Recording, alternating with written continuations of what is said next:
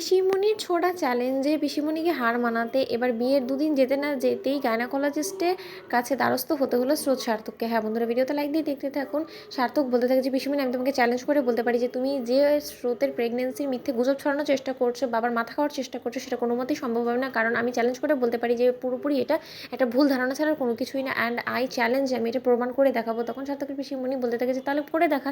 তখন সার্থক স্রোতকে নিয়ে যখন গাইনোকোলজিস্টের কাছে যায়, ঠিক সেই সময় স্রোত সার্থককে বলতে থাকে যে স্যার এরাও কি দেখা বাকি ছিল, বলুন তো কী দরকার ছিল আপনাকে পিসিমণির কথায় এরকমভাবে চ্যালেঞ্জ অ্যাকসেপ্ট করে নিয়ে আমাকে এরকম করে গাইনোকোলজিস্টের চেম্বারের বাইরে বসিয়ে দেওয়ার। বলুন তো আমি তো খুব ভালো করেই জানি আমরা পিসিমণিকে ভুল প্রমাণ করার জন্য একটা টেস্ট কিট এনে তো প্রেগনেন্সি টেস্ট করতে পারতাম, তাই না? তখন এই কথা বলা মতো সার্থক বলতে থাকে যে না, সেরকমভাবে হয় না।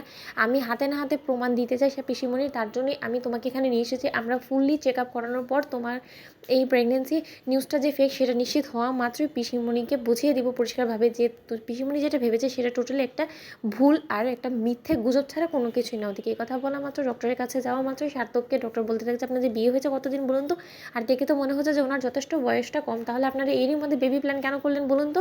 আপনি তো নিজেও একটা ডক্টর নিজেকে বলছেন, তাহলে ডক্টর হিসেবে আপনি নিজেকে দাবি করে আপনি এত বড় একটা ভুল কী করে করলেন? তখন সার্থক বলতে থাকে যে দেখুন ডক্টর, আমি আপনার কাছে ক্লিয়ার করে একটা কথা বলে রাখছি যে আমার কোনো রকম কোনো বেবি নেওয়ার কোনো ইচ্ছা নেই। আর এই মুহূর্তে আমি কনফিডেন্টলি বলতে পারি যে আমার ওয়াইফ কোনো মতেই কনসিভ করেনি।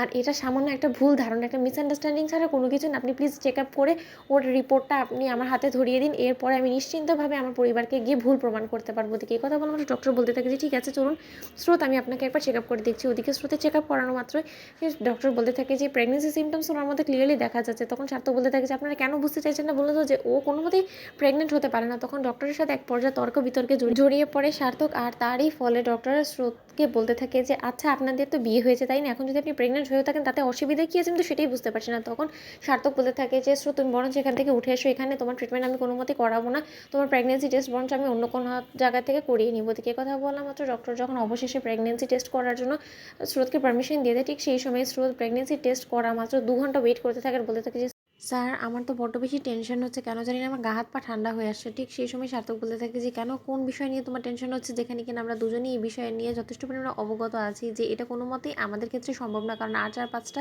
নর্মাল কাপলের মতন আমাদের মধ্যে সেরকম কোনো সম্পর্ক নেই। এখন এই জিনিসটাই আমরা বাড়ির লোকেদের কাছে খুলে বলতে পারছি না বিধায় আজকে আমাদেরকে প্রেগনেন্সি টেস্টের এই মিথ্যে অভিনয়টা করতে হচ্ছে। নয়তো বা আমি যদি নিজে একা থাকতাম তাহলে হয়তো বা আমি পিসিমণির মুখের উপরে গোটা বিষয়টা তুলে ধরতাম, কিন্তু তার শর্ত আমি খুব ভালো করে জানি যে তোমার জন্য এই গোটা বিষয়টা আনকমফোর্টেবল হয়ে যাবে। আর তার জন্যই পিসিমণি এবং বাবার কাছে এই রহস্য উদ্ঘাটন করার জন্য আমাকে প্রেগনেন্সি টেস্টের এই ঘটনাটা ঘটাতে হয়েছে। I am really very sorry স্রোত। তো বন্ধুরা, ভিডিওটি ভালো লেগে থাকলে লাইক এবং শেয়ার করে সাবস্ক্রাইব করতে ভুলো না।